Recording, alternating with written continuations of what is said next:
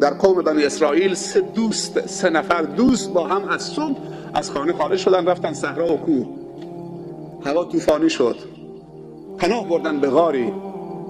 وقتی که در غار رفتن، کوه لرزش پیدا کرد یا رانشی در کوه ایجاد شد، صخری از بالا جدا شد، آمد در غار رو مسدود کرد. رفتن سه نفری با 6 تا دست، هر قدرتی که داشتن خواستن صخره رو کنار بزنن. صخره اصلا پرس شده بود دم در. نشستن سه نفری، گفتن مرگ ما حتمیه، موبایل که نیست، وسیله ارتباطی هیچی نیست، هوام طوفانی و بارندگی، ما هم تو این غار دارن مسدود شده، مردم از ما خبر ندارن، مرگ ما حتمیه.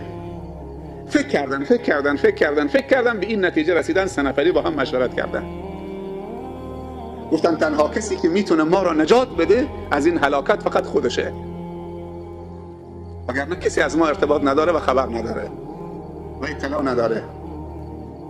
گفتن چه کاری بکنیم که اونو راضی بکنیم؟ توسل دوم، توسل به اعمال صالح خود انسان. بس سه نفری با هم فکر کردن، به همدیگر گفتن که هر کدوم از ما فکر بکنه در گذشته عمرش چه عملی خالصاً برای خدا انجام داده، دور از چشم مردم، نه به خاطر ریا و شهرت و سمعه، فقط به خاطر خدا. فکر کردن، تو پرونده 40-50 سالشون ورق زدن، تو ذهنشون نه اونجا خود نماز ریایی خوندم، اونجا صدقه دادم که مردم بگن فلانی صدقه داده، اونجا تو نمیدونم اونجا، همش اینا. تا رسید نفر اول به یک نقطه. وقتی به اون نقطه رسید گفت پیدا کردم.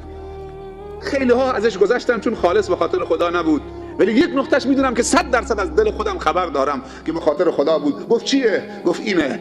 بلند شد از کنار اون 2 نفر رفت نشست، خیلی متواضعانه دست بلند کرد، گفت بارالها، من پدر و مادر پیری داشتم. خوب دقت بکنید، بارالها، من پدر و مادر پیری داشتم و گله گاو و شتر و گوسفند داشتم، عیالوارم بودم، بچه داشتم. هر روز میرفتم گله رو میبردم صحرا، شیر رو میدوشیدم میآوردم، قبل از این که به بچه هام بدم اول به پدر و مادر پیرم میدادم تا اونها بخورن بنوشن از من راضی باشن، بعد به بچه ها و فرزندانم میدادم. تا اینکه یکی از روزها رفتم صحرا دنبال گله، وقتی آمدم که شب شده، هوا خیلی تاریک شده، مقداری از شب گذشته، بچه ها گرسنه‌ان، همه گریه میکنن. شیر تو دستم آوردم، دویدم به طرف پدر و مادرم که هر دوتا خواب رفتن، انتظار کشیدن، خواب رفتن.